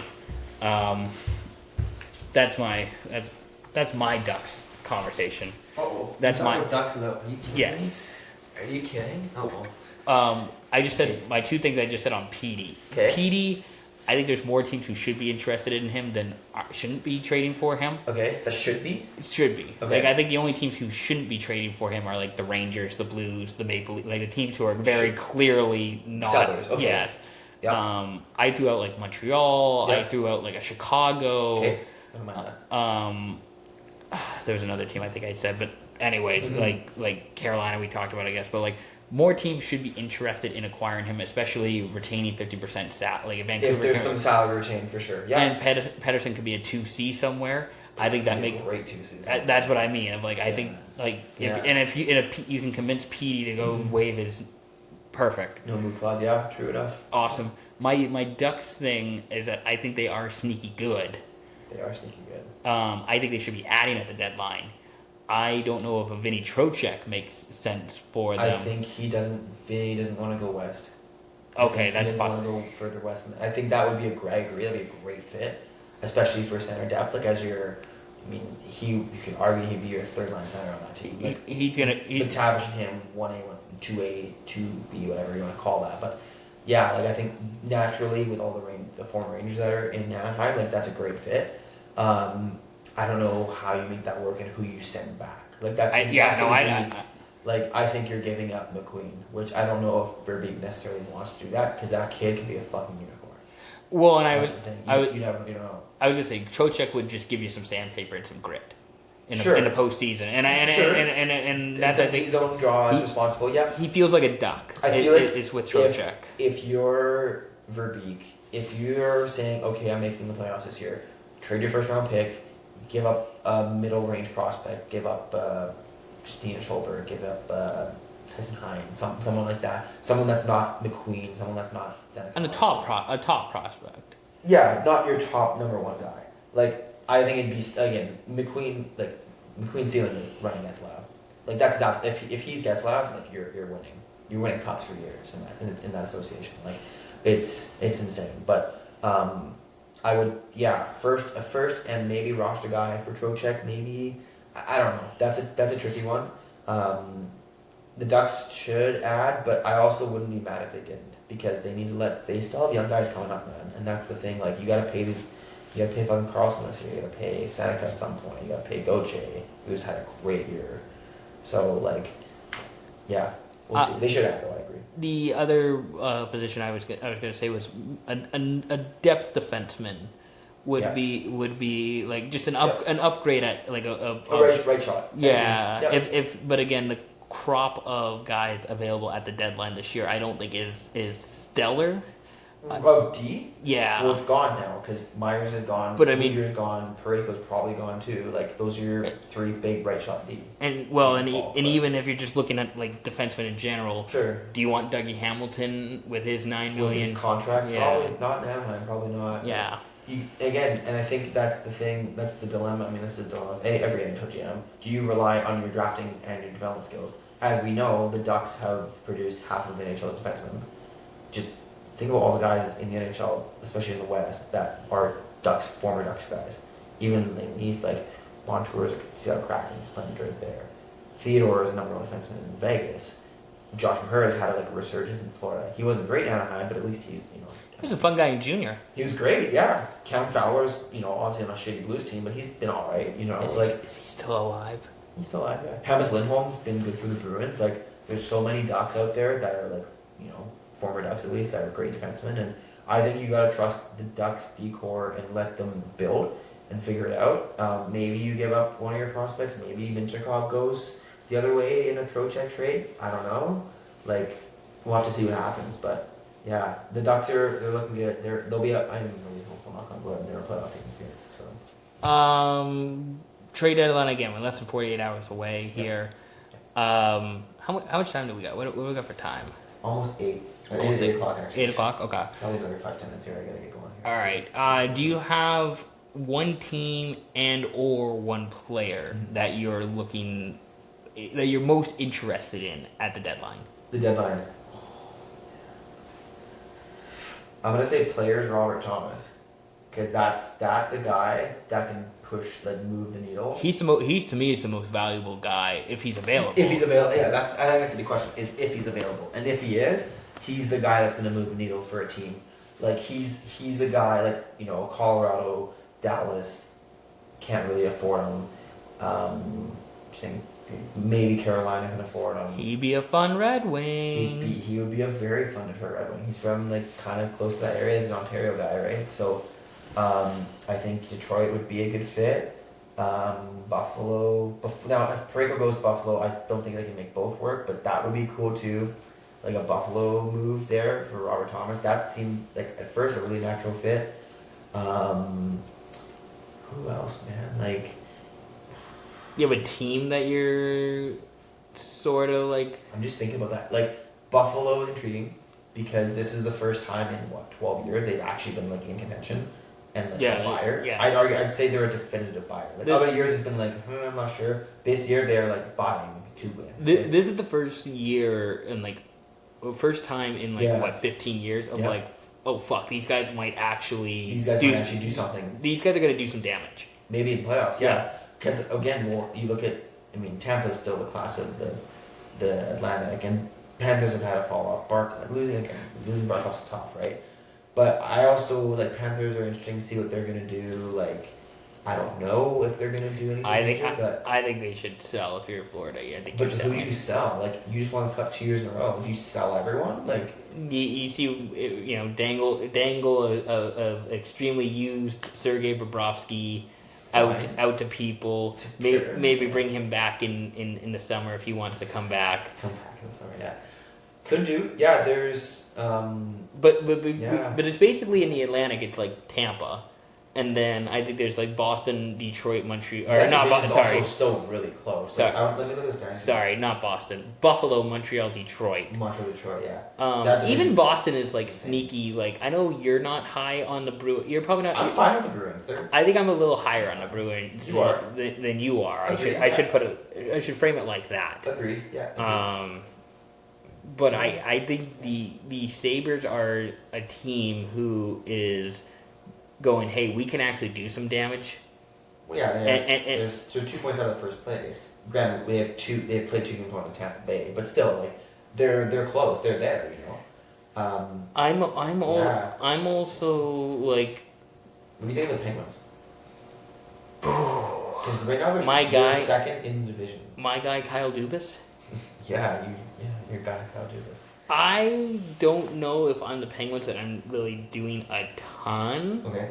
Like I don't know that you're going for like a Robert Thomas if you're the Penguins, but I think if you're the Penguins, you're maybe looking at. I'm trying to think of like. Ideally for the Penguins, you get probably like Garland. If you're the Penguins, I don't want to do anybody with term. If you're the Penguins, like that's my thing. Like I got like a 1 year guy. This is part of why I struggle with relationships is because looking at players, I have commitment issues of like anything beyond 2 years is like, oh, that's a bit of a risk. What about the Islanders? The Islanders are kind of the same. Like I don't know, like do you trust your guys that are there? Because they've been playing great. Like that's the issue with trade deadline. Like you could have add these players, they'll help you out, but then also you could fuck up the chemistry in the room. Like that's why trades can ruin GMs not just for the success of the player, but for like the vibe in the room. Like I don't think trading for this player makes a ton of sense. But if he was in the room, sure, I think Nazem Kadri would be a really fun would be a fun Islander. Do you think he's available? I think they're shopping. Like the Flames, the teams who should be shopping right now are the Flames, the Rangers, the Blues, the Leafs, and Ottawa, Vancouver. Ottawa too? I think if you're Ottawa, I don't know. They're not that far out of playoffs though, and they have a young core. Like maybe you're not building for right now, but you're building for like next year. That's year fair, after, right? Like I don't think Ottawa's had a tough year. They haven't. They've had shitty goals. They haven't got a fucking save. Yeah, no one's played well in that in Ottawa. Right? That's all it is. Like that's all you're missing there, really. But I guess my thing with the Islander, it's like, I think that the adding Thomas kind of works with that timeline. Sure. Same Kadri, sort of, kinda. But I think Kadri's older. Kadri's older. 6 years older. Yeah. But he's also like 3 years on a contract, I think, compared to like 6 years left. Thomas has a lot of term that comes with him, so that's like a long-term investment. So I guess it's funny. Like Robert Thomas, like is Anaheim a fit there if you lose on Trocheck? Yeah, possibly. Or like again with Robert Thomas, I think you're giving up a Roger McQueen. That's where that quality Stanley Cup champion. Like I think that's where you lose your top 2 prospect in your organization. You lose your first round pick. You're losing a roster guy. Like you're probably maybe not for Toronto, but you're losing someone of like value, you know. And that's where I think if you're somebody like Detroit, where Detroit's a little bit different than Pittsburgh and the Islanders, Detroit, you kind of need to take a bigger swing. Who do you give up if you're Detroit? I mentioned earlier when you were gone of like obviously like Kopp and Comfort, I'm cool moving with those guys. Yeah, but that's the roster guys. Those are roster guys, but like any like the Nate Danielson is like the guy that it's an actual fit. Yeah. They keep throwing out there as like a prospect that they're looking to move. I'd love to see Danielson in Blue Jersey. I would be opposed to trading like a Sandin Pellikka. It's a blue chip prospect though. Danielson's not at that level. Well, that's just it. Like Sandin Pellikka is like a guy. He's a dog, and he's a guy of like Sider, Edmondson, ASP. Yeah. But then you could make the argument with Danielson too. Danielson's, but Larkin's a bit older now, but you could argue Danielson's your new second line center. David Draisaitl. I think Danielson is still a little. He's still a little ways away, yeah, but it's happening. It takes time, right? And I think with the other thing, and I say this because I saw Detroit in person, is McClellan is a little reluctant to play those younger guys. That's been Detroit forever. So I would say that then Robert Thomas, okay, here's a plug and play guy. And he's going right near your lineup. He's your second line center. Granted, he's an elite second line center. He'll get some power play minutes. Yep. Like I'm not too worried about that. Going with the Brinkin and Kane, like that's a good fit actually. And that's kind of where I'm cool with that. But the big question is, does Stevie Y want to give up a drafted player who reminds him of himself? That's the thing. Because you're giving up Danielson your ASP. I think that's one of your trade chips. And I'm way cool. Absolutely. I'm way cooler giving up Danielson and a little bit more draft capital than giving up ASP. Fine. You wouldn't. You give one of them. You wouldn't. Yeah. You would do both. You have to. Yeah. So that's where I am with the Red Wings. I'm curious what the Gibson of the matter is. If he just got injured. Yeah, so they brought up Costa the other day. So I don't know. Kosa, I don't know how much runway he's going to get with Gibson's injury. He's young. So that's my kind of 2 cents on the Red Wings. Yeah. Maybe it's just, hey, good looking crew over there too. They're in a playoff spot. They'll be fine. Well, kind of what I think you need is like a Kane replacement at some point, and I don't know if you want to do that now and give him the 3 months, whatever, not even 3 months, I guess 2 months runway to for Kane or for whoever they pick up. Whoever's replacing Kane. Garland. Very different player, but still like different, but also like plays the same position, like feels a slightly different. Again, I have commitment issues, so that's why that's a bit of a. I mean, that would be you have to fill a hole in your top six, right? Yeah. So that Garland fits that, Besser fits that, right? I think I would prefer Besser than Garland, but I think I have the same but then with Besser, you're maybe not giving up your prospect, but you're giving up the early round pick and the roster player for Besser, maybe. I'm cool with that. I think you'd be fine. Yeah, Comfer in a second for Besser. Done. Beautiful. Sign and date it. There you go. Now, that I think is the pod. Got anything else for me? Any last? You gotta end the pod. All right, we'll do a little SYP. We'll give a little future update. With that. So the future SYP. Because you're going away. I am going away. So you are going to be MIA from in-person pod, unless we do a New Zealand pod. I don't know what the time zone is so there. I actually because I'm going to research. It's a day ahead minus 4 hours. So there it is 20 hours ahead of us. It is. It would be 4 p.m. tomorrow there. Basically, what it is.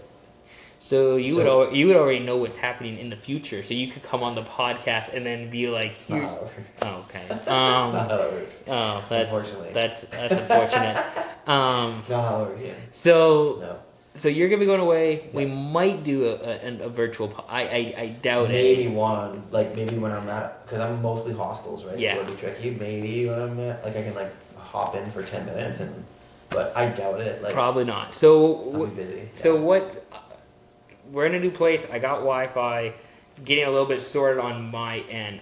I genuinely want to actually get back doing this consistently, but it probably won't be until I'm guessing April. Just when I'm just a little bit more settled and I have a little bit better of a space, and I have a few ideas. Yep. For what we do, execute. And we just got to execute. And now I think we're finally. I'm gonna get a new laptop. Nice. By the way, I'm actually my brother is allegedly giving me a Mac. Oh. So I'm gonna maybe. Fancy. You're gonna be an Apple guy, not a computer guy. Wow. I'm not totally. I'm grateful for the laptop. Not sure about the Apple, but we'll see about that.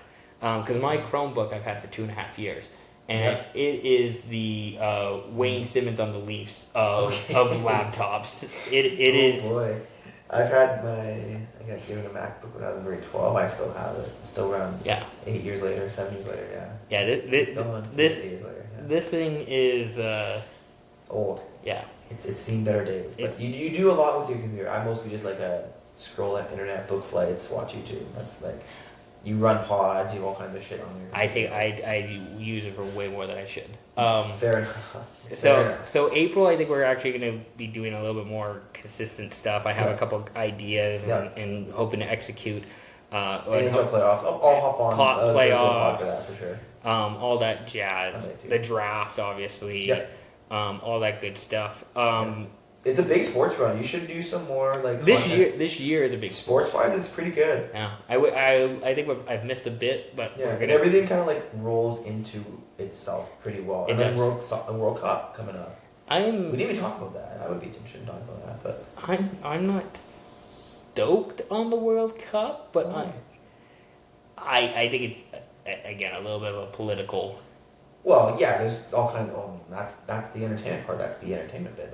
No. Like I think it's like Trump and his cronies. Oh, you think it's out of control now? It's getting a little ridiculous. I think it's getting a little ridiculous. Yeah. Okay. Okay. I would only be interested in going if ticket prices are like below $100.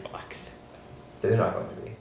That's the only. I'm gonna try. Like it's a once in a lifetime experience. I'm gonna try and go, even if it's not Canada. I don't care. I just want to go. Say I've been to a World Cup. That is a good point. So I'm thinking like my eyes are on. Maybe we do an New Zealand, Egypt, or New Zealand, Belgium. Maybe we'll do an SYP takeover. Oh, buddy! And we go to a cheap game in like San Francisco or Santa Clara because it's not even. It was Santa Clara. That's my favorite. I'm actually going to San Francisco.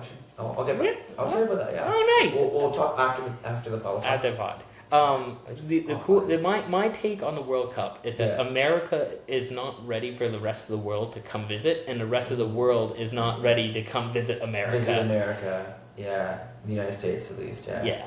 I mean, Canada and Mexico will be kind of. They are visiting America. It's all America, dude. Well, no. Well, people are going to go to Vancouver or Toronto or Mexico. It's on North America. No, I'm referring to the States. You're referring to the United States, yes. I am referring to the United States. Get it politically correct. I am being pedantic. Let me be pedantic. The United States of America is not ready for the rest of the world. The rest of the world is not ready for the United States of America. Yeah, don't disagree with that. That is my take on the World Cup. That's a good take. I like that. What are you going to be reading when you fly to New Zealand? Are you reading? Are you reading or watching? Probably. Well, like, in terms of like on the way down, probably watching movies and reading my New Zealand book, my like Lonely Planet. Ooh, nice. I gotta make sure I know where I'm going and figure out what I'm doing. But yeah, probably some movies. I don't know yet. I'm trying to like just get there and then whatever's there, and if it's like, oh, I like that, I'll just watch it. You're watching on the plane. On the plane. The last notable movie I watched on the plane. This is a long time ago now. Yeah. Bohemian Rhapsody. Ooh. Yeah, the Queen documentary or whatever you want to call it. Yeah. It was awesome. Yeah. So, but again, that was in like 2018, 2019 maybe. I haven't done an international I've been to the US a lot. Yeah. I've flown planes recently, but I haven't done like an overseas go to a different continent trip since 2020. The last movie I watched on a plane. I don't know if you've seen Tenet. It's a Christopher Nolan. Yeah, Travis Scott has a song in that. Yes. Yeah, I haven't seen it. I heard it's confusing. It's a bit, but it's also like once you, in my opinion, once you get over the confusing bits, once you get past that, it's just not that great of a story. Okay. It's just not that great. Plot's not special. It's just not that great of a plot. Yeah. Interesting. Robert Pattinson probably peaked in Twilight. Yeah. Filmed in Washington State, not far from here, actually, like Olympic. Twilight was filmed in Squamish. Parts of it. Oh, but it was set in Washington State. Was it not? Was it? I haven't actually watched. Have you not watched those? No. Oh, I have, and some of the scenes are like from Washington State. I think Squamish has had some of the scenes, but not everything. No, not everything, but like some of. I think like a rock climbing scene was filmed in Squamish. Believe it or not, that's crazy. Shocker. Yeah. I also met Taylor Lautner once. Okay. Is that your biggest celebrity meetup? No. No. Who would it be? To leave the pod. Yeah, well... People know my Justin Bieber story. That's old news. But what's your Justin Bieber story? I played hockey with the guy. Oh, that's right. That's right. You know that. I did know that. Yeah. All right, that's the podcast. Let's wrap it up. You can follow the pod on Instagram at SYP Pod. You can subscribe to the YouTube channel also at SYP Pod. You can find my work. I've done a couple written pieces lately. I'm going to have another F1 preview out this week. And my Vancouver Rugby Sevens, because I'm going to Vancouver Rugby Sevens with my brother Neil this weekend. We good? You go every year? Almost every year. Almost every year. We're talking about going as the Big Lebowski for Rugby Sevens as costumes. Have you seen the Big Lebowski? No, I've heard of it. Anyways, for those who know, might go for the Big Lebowski. Take a look for that sort of stuff. More updates will come as they're available. Subscribe wherever you can. You can listen to this on Apple Podcasts, Spotify. You can give us reviews. That would be sick as hell. Where can I go find you? My Instagram, Scott Konkin 21. Find me traveling the world, I guess, the next few weeks. Mr. International, Mr. Worldwide. Mr. Worldwide is back. No. Coaching spring hockey with Shift Hockey. Great program we've got there. Got my U13 group. Should be 2014 birth year. Can you believe that? 2014. Jesus Christ. Birth year is like a U13 hockey team, which is absurd. What is U13? Would that have been in like Pee Wee? It'd be Pee Wee, yeah. God. So 2014 birth year kids are now Pee Wee hockey players. So God damn it. Think about this. So I'm coaching kids that weren't even born when we were in Pee Wee. Yeah, hockey, that's insane. Which is insane, right? Yeah. That's fucking nuts. It's a little bit nuts, but it'll be fun. Yeah, good little group of kids. Lots of energy, lots of excitement. So hopefully we'll go and dominate some tournaments in the Lower Mainland and bring home a couple of championships. Should be fun. So. Oh God, we're getting old. Young at heart, Ian. Young at heart. Young at heart. That's right. That's the podcast. We'll be back. Maybe I'll do one next week. Maybe Friday. We'll see what I got on the schedule. That's it. Speak Your Piece podcast. Thank you to Scott for coming on. Thank you very much for listening and subscribing. We'll be back again soon. Peace.